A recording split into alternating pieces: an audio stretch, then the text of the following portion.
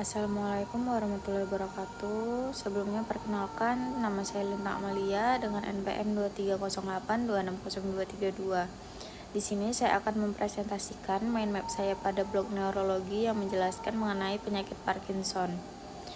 Kita bahas mengenai apa itu Parkinson. Nah, Parkinson itu sendiri merupakan penyakit yang terjadi akibat berkurangnya produksi dopamin, terutama karena adanya degenerasi neuron dopaminergi di bagian otak yang disebut substansia nigra.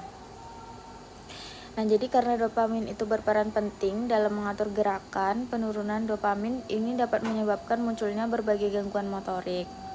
Untuk patofisiologinya, secara sederhananya pada Parkinson terjadi degenerasi neuron yang menghasilkan dopamin di substansi nigra. Akibatnya, kadar dopamin di striatum menurun dan keseimbangan sistem neurotransmitter di ganglia basalis terganggu.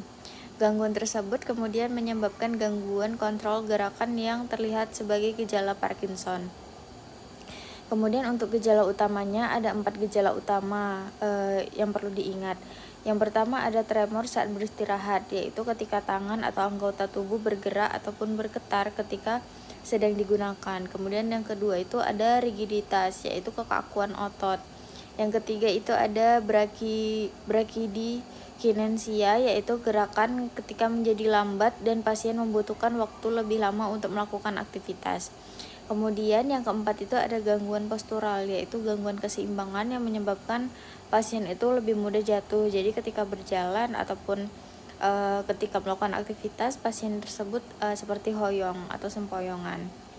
Nah, kemudian untuk gejala lainnya, selain gangguan gerakan, Parkinson ini juga dapat menyebabkan wajah menjadi kurang ekspresif, seperti kayak terjadi Bell's palsy mungkin, kemudian suaranya menjadi lebih pelan, kemudian tulisannya mengecil, terdapat gangguan tidur, depresi atau kecemasan, konstipasi, dan pada sebagian orang ini dapat terjadi penurunan fungsi kognitif. Kemudian untuk faktor resikonya, nah penyebab Parkinson ini kan belum sepenuhnya diketahui dan banyak kasus yang masih bersifat idiopatik. Jadi beberapa faktor yang berhubungan dengan resiko antara lain itu usia, genetik, kemudian bisa riwayat keluarga, kemudian ada paparan pestisida atau logam berat, serta jenis kelamin yang lebih tinggi itu pada laki-laki karena memiliki poster atau yang disebut dengan resiko lebih tinggi. Nah, kemudian untuk diagnosisnya apa saja? Nah, untuk diagnosis Parkinson sendiri terutama dilakukan berdasarkan anamnesis dan pemeriksaan neurologis. Jadi pada pemeriksaan tambahan seperti MRI ini juga dapat digunakan untuk membantu menyingkirkan penyebab lain. Penilaian ini berdasarkan tingkat keparahan dan juga dapat menggunakan skala seperti UPDRS dan Hoehn dan Yahr. Nah, kemudian untuk tata laksananya, untuk tujuan pengobatan Parkinson sendiri adalah untuk mengurangi gejala, kemudian mempertahankan kemampuan pasien untuk beraktivitas, kemudian meningkatkan kualitas hidup. Jadi salah satu obat yang paling efektif untuk gejala motoriknya adalah levodopa yang dikombinasikan dengan ARB-dopa. Nah, selain itu juga dapat diberikan agonis dopamin seperti inhibitor MAO-B, kemudian ada inhibitor COMT dan obat antikolinergik untuk kondisi tertentu. Biasanya penanganannya tidak hanya menggunakan obat, tetapi dapat dilakukan juga seperti fisioterapi, kemudian terapi okupaksi, kemudian terapi bicara, dan aktivitas fisik juga penting.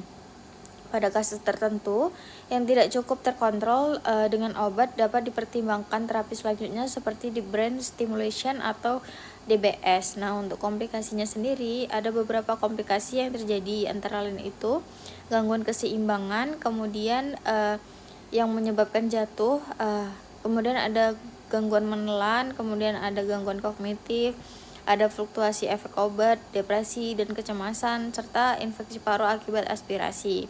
Kemudian peranan keluarga dan gaya hidup. Nah, dukungan keluarga ini sangat penting. Pasien ini dianjurkan tetap aktif sesuai kemampuannya dengan cara menjaga pola makan, kemudian cukup istirahat, melakukan olahraga ringan, bahkan mengonsumsi obat secara teratur sesuai anjuran dokter atau sesuai resep. Kesimpulannya, Parkinson ini merupakan penyakit neurologis progresif yang berkaitan dengan penurunan dopamin akibat degenerasi neuron di substansi nigra. Walaupun penyakitnya bersifat progresif, diagnosis dan penanganannya yang tepat serta dukungan keluarga dapat membantu pasien mempertahankan kemandirian dan kualitas hidup. Baiklah, mungkin sekian dari saya. Apabila ada kesalahan mohon dimaafkan. Wassalamualaikum warahmatullahi wabarakatuh.